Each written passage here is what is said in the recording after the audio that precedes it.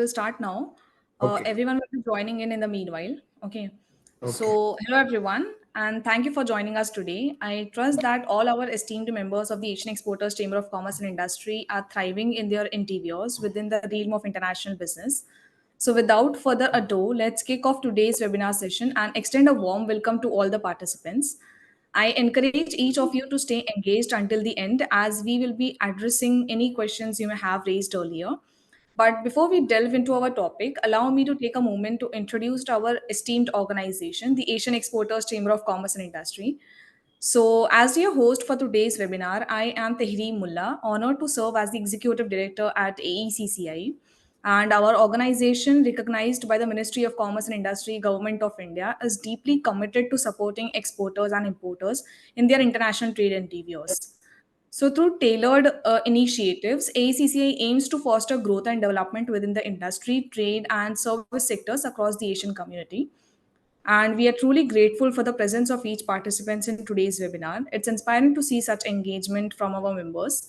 And at AECCI, our vision is to cultivate a resilient and a prosperous economy where businesses and professionals collaborate harmoniously, enriching the quality of life within our community. And guided by the exemplary leadership of our Honorable Chairman, Sir Shri Zahir Bukhari, we are unwavering in our dedication and realizing this vision. So, as a leading trade organization in India, ACCI is committed to making enduring and impactful contributions. We uphold core values such as integrity, impartiality, confidentiality, client advocacy, accountability, excellence, and teamwork. And our strategic endeavors are centered around securing the sustained success of our clients' enterprises, all while upholding these fundamental values. So, today it's my privilege to introduce our distinguished speaker for today's webinar, that is Mr. Ejaz Makbool. With over four decades of experience as an advocate practicing in the Supreme Court of India, Mr. Makbool brings a wealth of knowledge and expertise to the table. Mr. Makbool's impressive track record includes appearances in numerous Supreme Court cases and over 322 reported Supreme Court judgments, highlighting his deep commitment to public interest litigations and advocacy for the underprivileged. So his international presence extends to conferences worldwide, where he has contributed invaluable insights and perspectives on legal matters spanning continents. And in addition to his legal pursuits, Mr. Makbool has also made significant contribution to legal literature, having edited and compiled the acclaimed book Law, Humor, and Urdu Poetry, released by the distinguished legal personalities. And we are honored to have Mr. Makbool join us today, and we eagerly anticipate the invaluable insights he will share with us during this webinar. So before we proceed with our agenda, let's pause for a moment to allow our esteemed speaker to introduce himself. So, Mr. Makbool, over to you, please. Good evening, everybody. I'm very thankful to the Asian Exporters Chamber of Commerce and Industry to invite me in this webinar. And the Yes, sir. topic selected is commercial law, the cross-border commercial trade litigation. Terin, can you share my first slide? Yes, sure. Let me start with in a lighter note. I have compiled a book, Law, Humor, and Urdu Poetry, in which I have used two couplets. One is from Akbar Allahabadi, which says, पैदा हुआ वकील तो शैतान ने कहा लो आज हम भी साहिबे औलाद हो गए. When a lawyer was born, a gleeful Satanist exclaimed, today I have been blessed with an offspring. Today's webinar is broadly divided into 7 topics, namely understanding cross-border trade disputes, legal framework and international standards, dispute resolution mechanisms, jurisdictional issues and choice of law, risk mitigation strategies, compliance and regulatory considerations, and continuing education and professional development. I now leave it to Tehri to start with her questionnaire, and then we can deal with each of those topics selected by her today. Though I have made a detailed note in relation to the entire 7 topics that you have listed, but most of it is now mentioned in your questionnaire. So therefore, let us do it. Go by the questionnaire that you have already made for us. Sure, sir. Thank you We for can gracing us with your presence today, sir. And we are grateful for your presence here today and eagerly anticipate the valuable insight you will share with us. So, before we begin, here's a quick overview for today's agenda. So, this webinar offers insights into cross border litigation, legal framework and standards, dispute resolution methods, jurisdictional issues and laws, risk mitigation strategies, compliance and regulations, and many more. So, as the host of today's session, I'll address some common queries often encountered by our exporter members. So, we are honored to have Mr. Ejaz, our esteemed expert, providing his valuable insights. And I urge active participation from all the attendees. So, without delay, let's begin, sir. I'll kickstart with some foundational questions to ensure clarity. So, beginning with my first basic probe relating with the definition of the topic. So, could you please shed light on what are the common types of disputes encountered in cross border trade and how do they differ from domestic trade disputes? You see, common types of disputes encountered in cross-border trade include, number one, jurisdictional issues, determining which court has authority to hear the case when parties are from different countries. The second important aspect is contractual disputes, disagreements arising from the breach of contract terms, such as payment, delivery, or quality of issues. Then the third aspect is customs and tariff disputes, disputes regarding customs duties, classification of goods, or compliance with import-export regulations. The fourth aspect, which I want to inform your esteemed audience, is intellectual property disputes, conflicts over trademarks, patents, copyrights, or trade secrets across different jurisdictions. And then lastly, transportation disputes, issues related to damaged goods, late delivery, or non-performance of shipping agreements. These disputes stand apart from domestic trade conflicts due to their involvement of multiple legal systems, international regulations, and diverse cultural norms.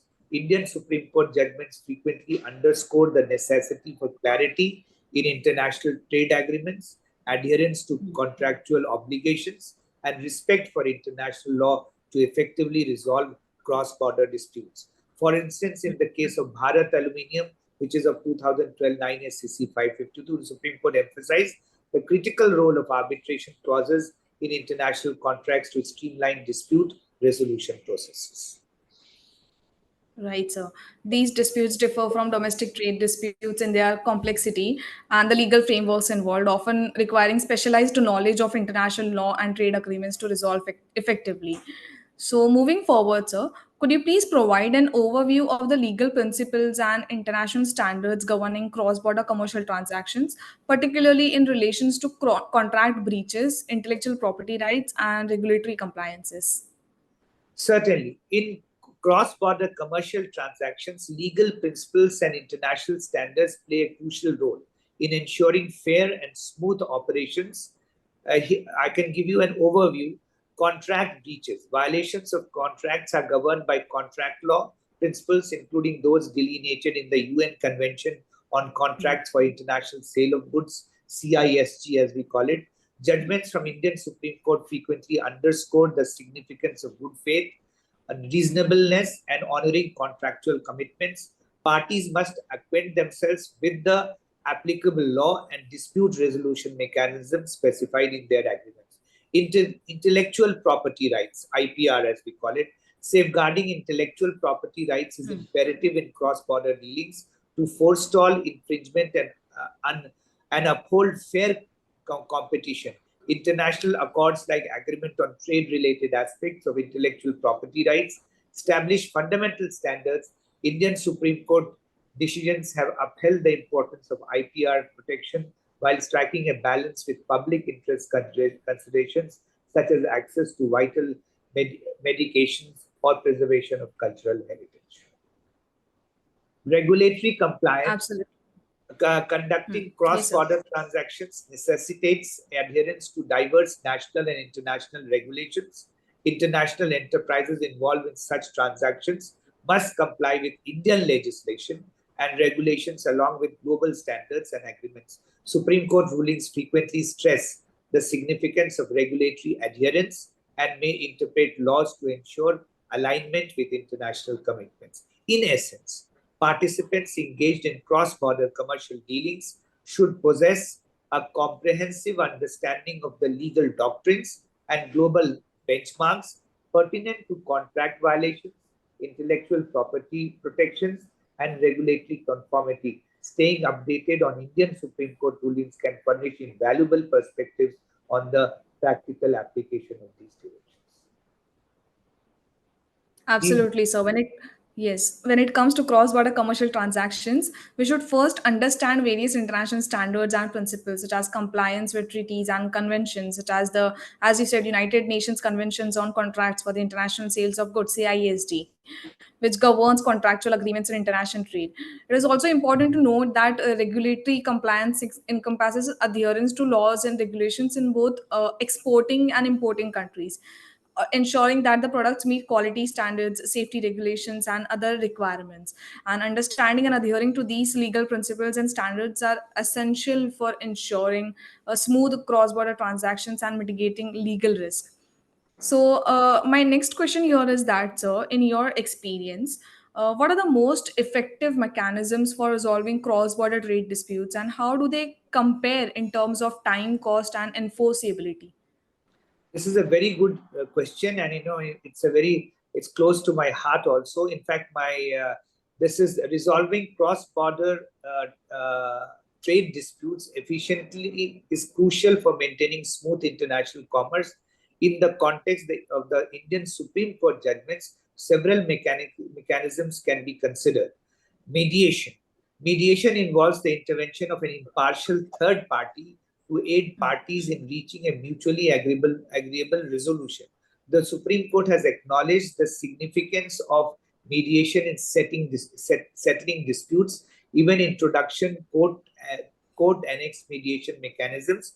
Mediation can be a swifter and more cost-effective alternative to litigation, as it encourages parties to find common ground and without protracted. I must give you from personal experience, most of the family disputes between husband and wife for child this thing. So, Supreme Court has a mediation cell, and we appear before the mediation this thing, and many of the family disputes are sorted out through the process of mediation. Very experienced mediators. Sometimes I also act as a mediator for them.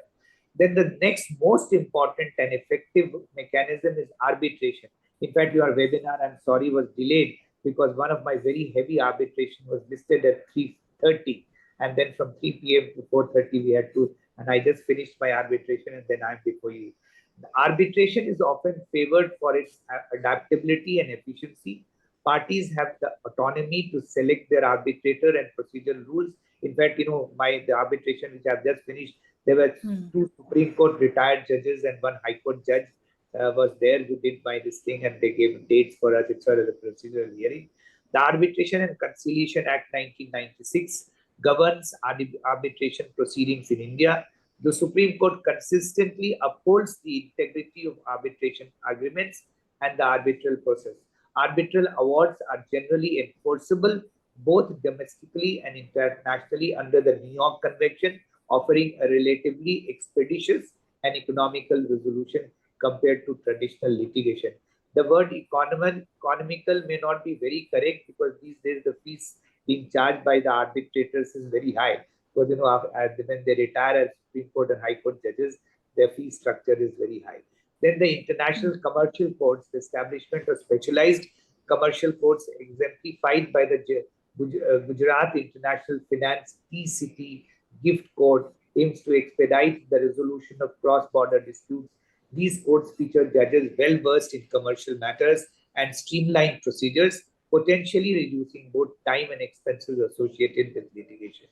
Online dispute resolution, which we call ODR, with technological advancement and AI becoming the real Right. ODR platforms provide a convenient and accessible avenue for resolving disputes, particularly in cross-border transactions. These platforms facilitate online communication, documentation, and resolution processes, potentially accelerating dispute resolution and cutting associated costs. And then enforcement mechanism. Unfortunately, enforceability of judgments or awards holds paramount importance. India is a party to various international conventions facilitating the enforcement of foreign judgments and arbitral awards, such as New York Convention and the Geneva Convention. The Supreme Court consistently upholds the enforcement of arbitral awards, bolstering their enforceability both domestically and internationally. Here I must pause and tell you that India is not so good because in our legal system, many of the awards get stuck, and the real fruits of the arbitration is not realized immediately. In comparing these mechanisms in terms of time, cost, and enforceability, mediation, these are the broad. In summary, while each mechanism boasts advantages and limitations, parties should meticulously assess their specific circumstances and preferences when selecting the most suitable method for resolving cross-border trade disputes. Well articulated response, sir. Each mechanism has its own advantages and considerations. Ultimately, the choice of mechanism depends on various factors, like including the nature and the complexity of the dispute, the party's preference, and the desired outcome. It is essential to carefully consider these factors and seek legal advice to determine the most suitable approach for resolving cross border trade disputes. Now, moving on to the next question, sir. Can you please shed light on the complexity surrounding jurisdictional issues in cross-border disputes, and what factors should businesses consider when selecting the governing law of contractual agreements? See, navigating jurisdictional complexities in cross-border disputes presents significant challenges given the interplay of diverse legal systems and varying interpretations of laws. Businesses involved in international transactions must meticulously assess numerous factors to mitigate jurisdictional risks and guarantee the enforceability of contractual agreements. I can give you an overview of the key consideration: choice of law clause. Businesses can proactively tackle jurisdictional uncertainties by incorporating a choice of law clause into their contracts. This clause designates the legal system responsible for interpreting and enforcing the agreement. It's imperative to ensure that the selected law is enforceable and aligns with the parties' intentions. Enforceability of judgments. Despite having a choice of law clause, businesses must assess whether judgments obtained in one jurisdiction will be acknowledged and enforced in another. This often entails evaluating the legal framework for enforcing foreign judgments along with any applicable treaties or conventions. Jurisdictional challenges. Disputes may arise regarding which courts holds jurisdiction over a cross-border dispute. Factors such as parties' locations, the dispute subject matter, and any forum selection clauses in the contract can impact jurisdictional determinations. Resolving jurisdictional challenges can be time-consuming and costly. Forum selection clauses. Integrating a forum selection clause into the contract can clarify which court or arbitration tribunal will handle disputes. Nevertheless, the enforceability of such clauses may vary depending on the jurisdiction and specific language used in the clause. International treaties and conventions, which I have already informed you, businesses should consider international treaties on convention that could affect jurisdictional matters. For instance, the Hague Convention or choice of court agreements outlines a framework for recognizing and enforcing choice of court clauses in international contracts. Local legal advice. Given the complexity of jurisdictional issues, businesses should seek guidance from local legal experts in relevant jurisdictions. Local counsel can offer valuable insights into the legal landscape, procedural requirements, and potential risks associated with this thing. In the context of Indian Supreme Court, there are several judgments which have dealt with this thing. In summary, let me conclude on this. Navigating jurisdictional issues in cross-border disputes demands careful consideration of choice of law clauses, enforceability of judgments, forum selection clauses, international treaties, and local legal advice. By addressing these factors proactively, businesses can mitigate jurisdictional risks and safeguard their interests in international transactions. Truly spoken, sir. Building on to that, sir, could you define some practical strategies that businesses can employ to mitigate legal risk in cross border trade, especially in terms of drafting contracts or conducting due diligence and ensuring compliance with regulatory requirements? See, this is again a good question. Mitigating legal risks in cross-border trade necessitates a comprehensive approach that encompasses various facets of contract drafting, due diligence, and regulatory compliance. Well, let me give you few of those some of those. Let me highlight some of them through contract drafting. Clear and precise language. Contract should be drafted using clear and precise language to avoid ambiguity, which can lead to disputes and heightened legal risk. Choice of law and dispute resolution clauses, including choice of law and dispute resolution clauses, can provide clarity on the applicability of law, legal framework, and the mechanism for dispute resolution. Indian Supreme Court judgments such as the Balco case underscored the importance of specifying the law, and several cases which have followed that governing arbitration agreement. Compliance with Indian contract law. Contracts involving Indian parties or transactions within India must adhere to Indian contract law principles. Familiarity with the Indian Contract Act 1872 and relevant case law can ensure enforceability. Comprehensive due diligence. This is a legal and regulatory compliance conducting through the due diligence, evaluate legal and regulatory compliance is imperative. This includes verifying the legal status of the counterparties, assessing regulatory requirements in relevant jurisdictions, and identifying potential risks. Financial due diligence. In addition to legal aspects, businesses should conduct financial due diligence to assess financial stability of counterparties and evaluate potential. All of you work for good finances, so it is very important. Similarly, regulatory compliance is customs, import, export regulation, and many more foreign exchange regulation, anti-corruption and bribery laws.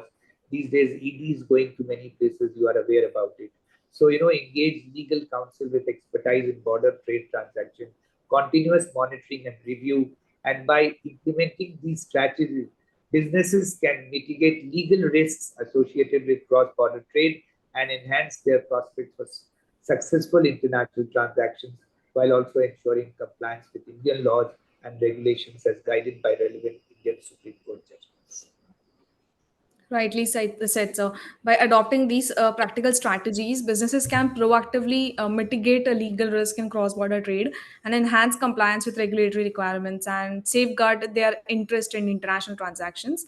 So, also, I would like to ask, sir, how do recent regulatory developments and compliance requirements impact cross border trade, particularly in relation to trade sanctions, export controls, and custom regulations? See, recent changes in regulations and compliance requirements have substantial ramifications for cross-border trade, especially concerning trade sanctions, export controls, and customs regulations.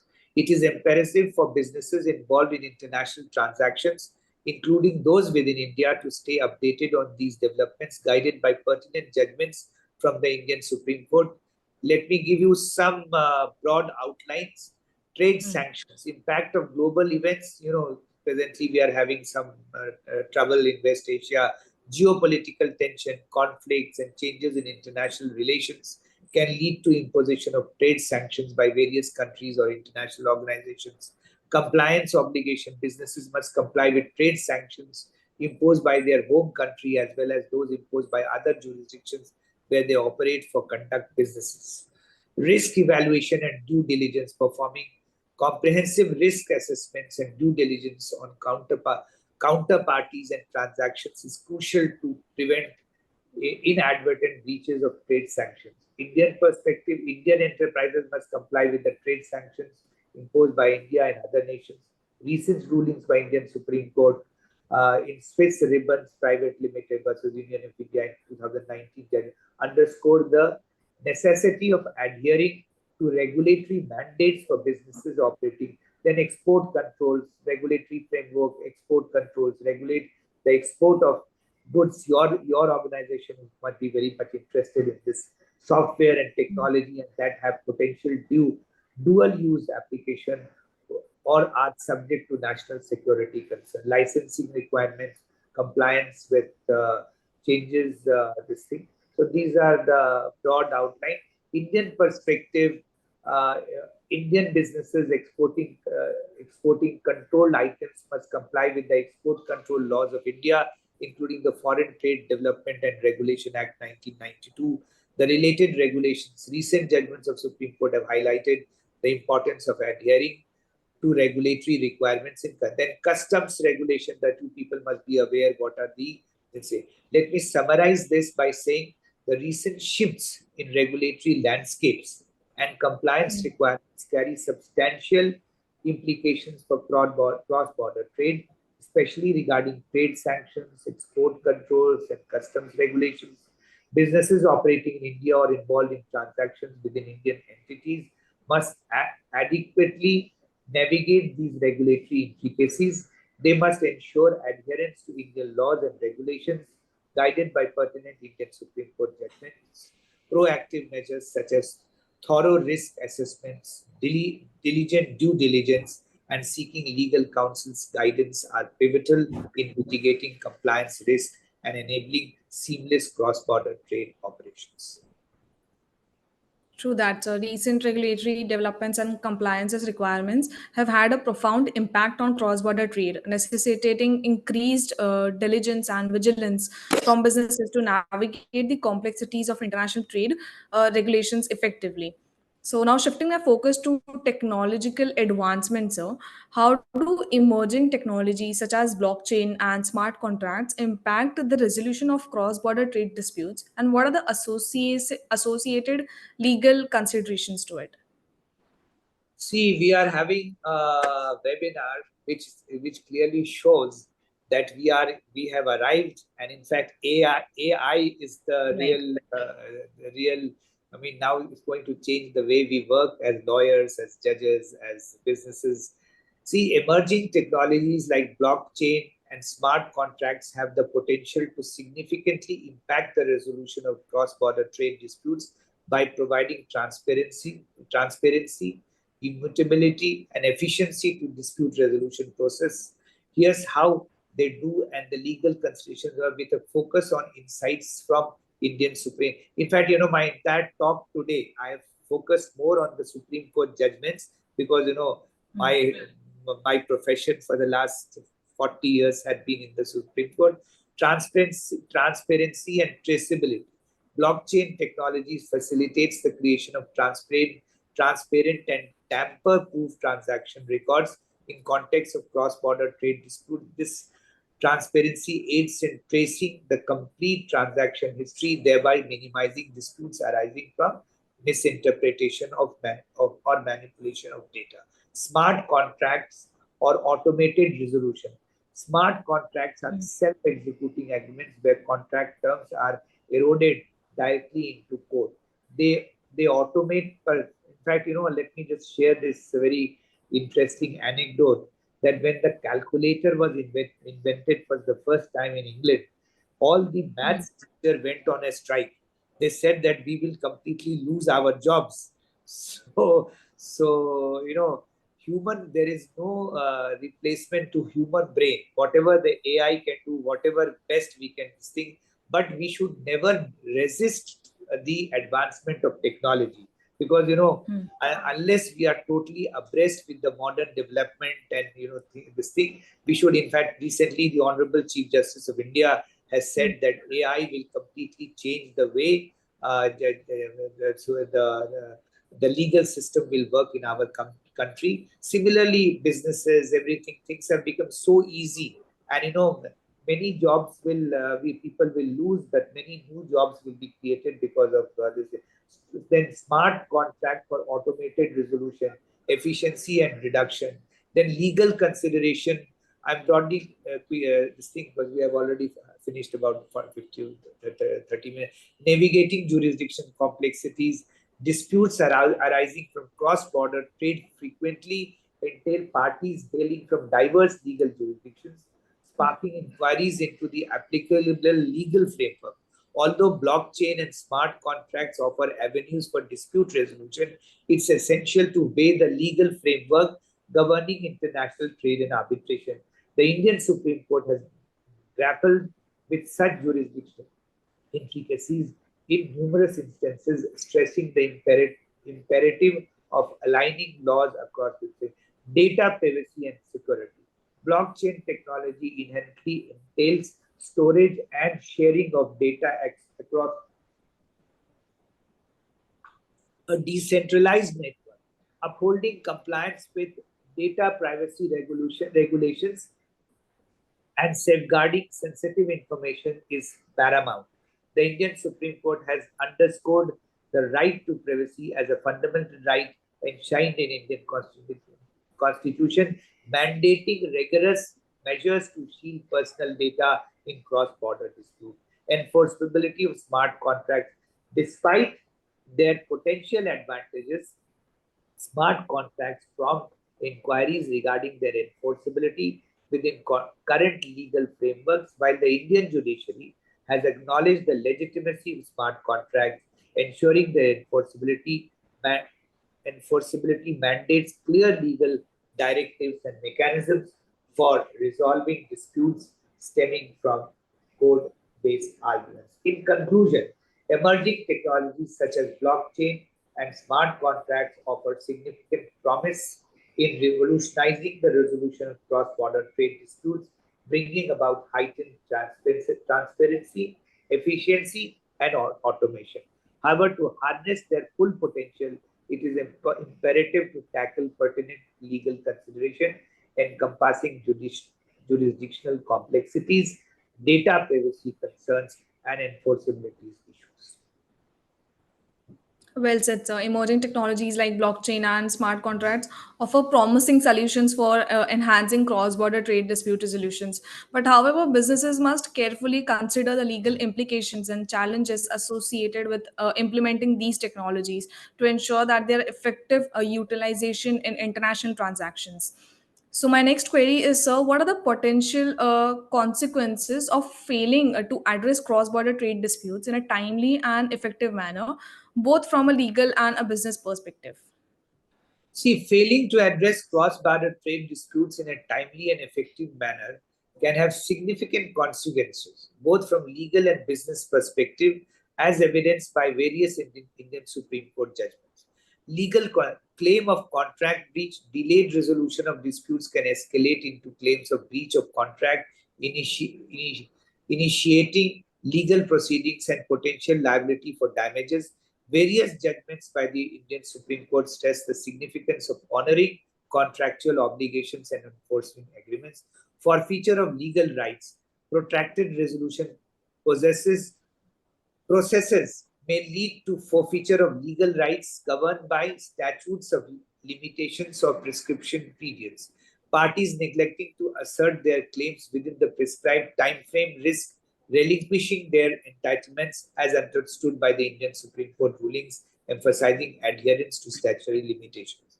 Adverse precedents. Failure to resolve the legal disputes may establish unfavorable precedents influencing future contractual interpretations and business strategies.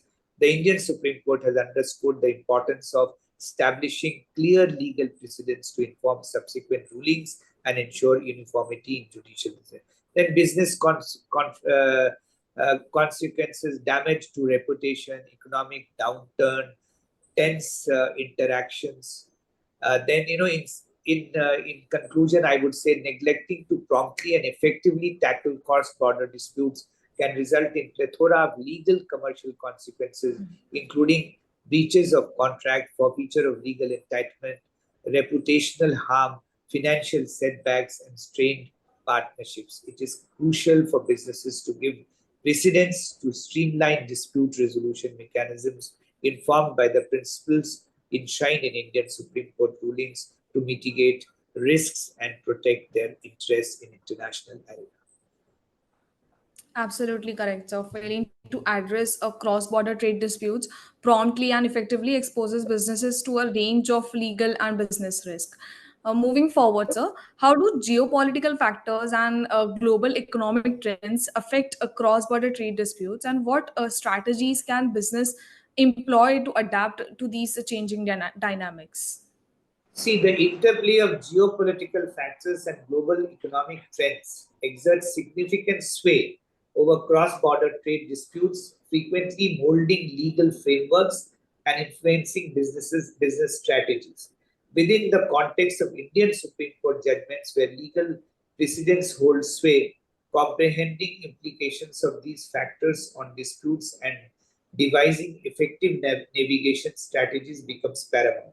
First is geopolitical factors, trade policies and agreements, changes in trade policies, tariffs, or bilateral agreements between nations can trigger disputes over compliance, tariffs, or market access. Political tensions, a lot of geopolitical tensions or conflict between nations can escalate trade disputes, leading to regulatory uncertainties or retaliatory measures affecting businesses. Like, Air India has stopped all of its flights to Tel Aviv and Tehran, maybe. So, sanctions of embargoes, imposition of sanctions or embargoes on specific countries can disrupt trade relationships, resulting in contractual breaches or disputes over non-compliance.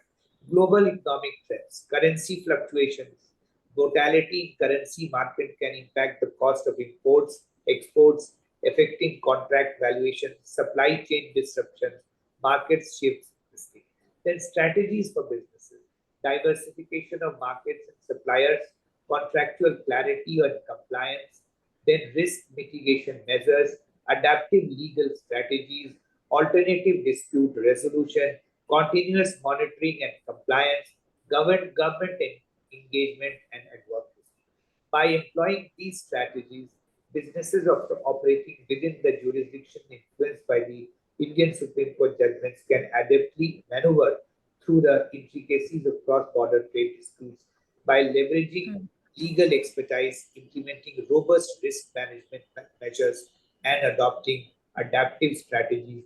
They can safeguard their interests and seize international opportunities effectively. I think now we will go to your last question, and then we can conclude this Yes, session. sir. Your response is well crafted and understood, sir. Moving to my last question, sir. How can businesses effectively leverage alternative dispute resolution mechanisms such as mediation and arbitration to expedite the resolution of cross border trade disputes while minimizing cost and disruptions? This is the best question that you've asked me today to a lawyer who is involved in a lot of arbitration, and that is this thing. In recent times, alternative dispute resolutions mechanisms such as mediation and arbitration, which I had spoken about earlier also, have, have garnered attention in corporate circles, providing swift and economical avenues for addressing cross-border trade disputes. Skillful utilization of these mechanisms can notably accelerate resolutions while curtailing expenses and interruptions. Within the purview of Indian Supreme Court pronouncement, businesses must take heed of several pivotal factors enforcing arbitral awards. Indian Supreme Court has steadfastly affirmed the enforceability of arbitral awards, be they domestic or international, pursuant to the New York Convention. This instills businesses with assurance when opting for arbitration as a dispute resolution mechanism, as they can trust that the resultant awards are apt to be acknowledged and enforced worldwide. And mediation as a precedent, which I have already told you, it always mediation precedes arbitration, and Supreme Court in various judgments has said that parties should go for mediation and get them resolved. Then customization of ADR clauses. Businesses must see the most important thing is when you are drafting your contract, you must mention that what are the mechanisms which will be adopted while we if any dispute arises, how will that dispute will be resolved, and particularly in international dispute, you have to choose the forum, you have to choose the jurisdiction. Everything should be very, very clearly defined in your contract itself. Then neutral and expert arbitrators, mediators, that is very important. Though whenever an arbitration begins, arbitrators give a undertaking that they don't have anything to do with the parties who are involved into it, and they should be neutral. They should be like judges. Though generally what happens is that in any big arbitration, both the parties appoint their own own arbitrators. Each of them gives their name of a former judge or former some very eminent person, and then those two appoint a presiding arbitrator, and then generally it is understood that a fair award will be passed by this thing. Then efficient case administration is also very important, because as lawyers and judges we have to be, see, these days, I'll give you my example. I used to, my files to Supreme Court used to be carried into 4 cars, and 40 bags of files used to be carried to Supreme Court. Now all that has got over. I only carry my iPad to the Supreme Court, whether it is 30,000 pages or whether it is 500 pages. So we don't need physical this thing. My office is completely digitalized. We don't.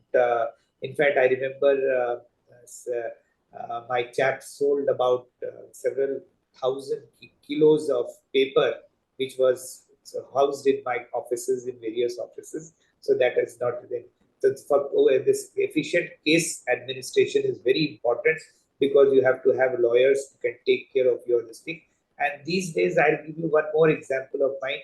I don't ask my clients to ever come to me to meet me in Delhi or in NCR in my office. I operate from Noida. So they don't need to come here. All the documents are sent either on WhatsApp or email. It's all digitalized. The wakalatnama and affidavits are sent on email. They can be notarized whether you are in Bombay or Delhi or wherever, anywhere. And then Supreme Court, the present Chief Justice is very, very tech savvy himself, and he's completely in Supreme Court. Everything is filed digitalized, so we don't need that judicial. And the most important is judicial enforcement of ADR. The Indian judiciary has steadfastly endorsed the utilization of ADR mechanisms to alleviate the burden on courts and facilitate the prompt resolution of disputes. Recent rulings have underscored the necessity for judicial collaboration with arbitral tribunals and enforcement of mediation. By integrating these factors and keeping abreast of pertinent Supreme Court rulings, businesses can actually harness ADR mechanisms to accelerate the resolution of cross-border trade disputes, all while mitigating expenses and minimizing disputes. Now, Tareen, I would request you to put my last slide before we close, and then if you have anything formal to be finished before we.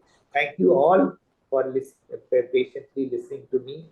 I was not so equipped for such an august body to speak to you today. Thank you so much. Yes, sir. It was a commendable, insightful session we had today, and I'm sure, all of you found our talk with Mr. Ejaz Makbul as interesting and helpful as I did.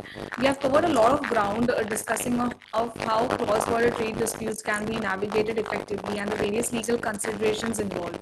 And Mr. Makbul's expertise provided valuable insights into the complexities of commercial law. So everyone, as we conclude today's webinar, I want to remind you all that ACCI is committed to supporting businesses in their international trade endeavors. Whether you need assistance in trade disputes, legal advice, or networking opportunities, AECCI is here to help. Be sure to subscribe to ACCI's newsletter to stay updated on upcoming events, resources, and opportunities. And thank you once again for your participation. And I look forward to welcoming you for future webinars and events hosted by ACCA. So I'll just put on your last slide, sir. Yes. You see, let us close in a this is a very hilarious couplet about lawyers and doctors and pretty women. It says, it's a part of my book. I have compiled a book, Law, Humor and Urdu Poetry, that's available on Amazon and available in Bombay also. And it says कि खुदा महफूज रखे आपको तीनों बलाओं से, वकीलों से, हकीमों से, हसीनों की निगाहों से. May you be protected from 3 menaces: the trap of lawyers, doctors, and the gaze of beautiful women. Thank you so much. Thank you so much. Thank you so much. Yes, sir. Thank you for your invaluable time and support. And we look forward to reconnecting reconnecting with you soon. And to all our esteemed participants, we wish you a wonderful day ahead. So thank you everyone for joining us. Thank you, sir. Yeah, bye.